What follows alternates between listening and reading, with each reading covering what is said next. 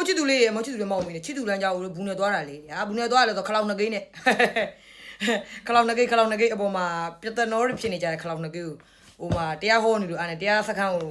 ရောက်လာခဲ့ပြန်ရောတခါသွားတာကိုကအလုံးလုံးလို့ပေါ်တက်သွားတာအပေါ်မှာခလောက်နှစ်ကိန်းရပါဖြစ်နေတယ်ဆိုတော့အဲ့မှာကလေးတွေဆိုတော့ငယ်ရွယ်သူတွေဆိုတော့ဘဝမှာ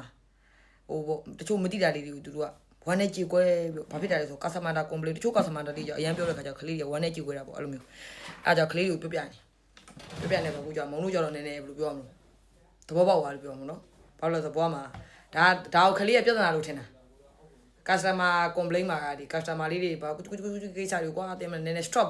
အဲ့ဒါအငိုရီတွေနဲ့ဖြစ်နေstrap ပြီးတော့တကယ်တော့ဒါပြဿနာမဟုတ်ဘူးသိမလားအဲ့ဒါကိုရှင်းပြတယ်ပြဿနာမဟုတ်ဘွားမှာဒါလေးကိုကဒါနဲ့တွေ့လို့ဒါကိုပြဿနာလို့ထင်တာသူ့ထက်ကြီးအောင်မတွေ့ဘူးသေးလို့သူ့ထက်ကြီးတဲ့ပြဿနာယူတွေ့မယ်သူ့ထက်ကြီးတဲ့ပြဿနာယူတွေ့မယ်ဆိုအဲ့သူ့ထက်ကြီးတဲ့ပြဿနာကိုတော့တွေ့ရင်ခုနကပြဿနာကိုထင်နေတဲ့ဟာပြဿနာမဟုတ်တော့အဲ့တော့ဘွားမှာပြဿနာဆိုမရှိဘူးတကယ်တော့ကိုယ့်ဘက်ကဘလို့တုတ်ပြန်နေနေပဲဆိုင်တာသိမလားတကယ်တော့ပြဿနာဆိုမရှိဘူးကွာပြဿနာညီမချင်း equal to ဟိုဘက်မှာဖြည့်ရှင်းချင်းကိုဘလို့ဖြည့်ရှင်းမလဲနော်ဒါကိုတော့ပေါ့ပါထားဖို့သိမလားအဲ့လေးကိုကလေးကိုသဘောပေါက်အောင်ပြ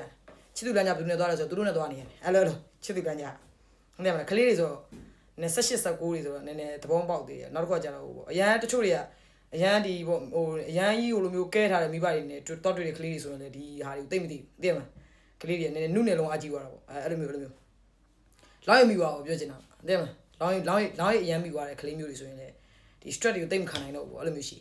ဒါပေမဲ့ဘယ်လိုဖြစ်ဖြစ်ကိုကတော့ကိုစီမာဆိုတော့တန်းအောင်စင်ပေါ့နော်ကလေးတွေကိုဒါပြဿနာမဟုတ်ဘူးဒါအလုပ်ပဲနော်ဒါဟိုကရှင်းပြတယ်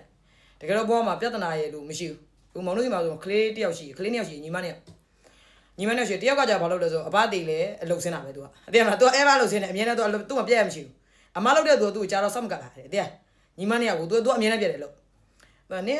ဒီလောက်စိတ်ညစ်စရာရှိလေနေ stress ရှိဘယ်ဟုတ်မလဲအဲ့ဒီခုနကပြောတဲ့ဒီအလုံးမပြတ်ဘူးဆိုတဲ့ကလေးကကြာဒီ customer complaint နေရာမှာနေတယ်လုံးဝပြဿနာကိုအမြဲတမ်းဖြေရှင်းနေထိုင်ခံရှင်းနေရတဲ့ကလေးသူ့ဘဝမှာတော့ဒါတွေပြဿနာလို့မထင်တော့ဘူးဒါသူလုံးဝမအလုပ်လို့ပဲသိပါပြီသိမလားအဲ့တော့ဘဝမှာဒါအခြေခံပဲတခြားသောလူဘဝရဲ့ပြဿနာတွေတက်လာရင်လည်းသူဖြေရှင်းတတ်ပါပြီသူ့ဘဝရဲ့အေးဆေးဖြစ်သွားပြီ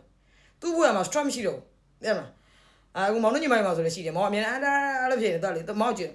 အဲ့လိုသိမလားညီမလေးကသူကကြတော့အရှိမအမရှိတာဟုတ်အမ ever strong ဖြစ်ပြီးတော့ဒီမျိုးဆိုတော့တော်ပြဿနာလေးတို့အားညအဲ့လိုဖြစ်တာအဲ့ဒါသူ့ကိုသဘောပေါက်အောင်လို့အဲ့ဒါဆိုသူသဘောပေါက်အခုသူနားလဲသွားပြီတဲ့အမဒီလိုဖြစ်နေတယ်သူသဘောပေါက်သွားပြီတကယ်တော့မတော့ဒါပြဿနာမဟုတ်ပြဿနာကိုသွားပြီးတော့ဒီပြဿနာသေးလေးပြဿနာလို့ထင်လို့ပြဿနာဖြစ်နေသူ့ထက်ကြီးတာကြီးနဲ့မတွေ့ဘူးသေးလို့သူ့ထက်ကြီးတာကြီးနဲ့တွေ့ဘူးသွားတဲ့အခါမှာဘောကပြဿနာမရှိဘူးအေးဆေးပဲတိန်နေပေါ်မှာလွတ်နေတယ်လေငါလေးအဲ့လိုနေလို့ရတယ်တဲ့မလားပြဿနာများနဲ့ကခုံချင်းလေနော်အဲ့လိုလူတွေကတော့ strong ဖြစ်သွားပြီဘော okay ချစ်သူလမ်းကြအဲ့လိုချစ်သူလမ်းကြ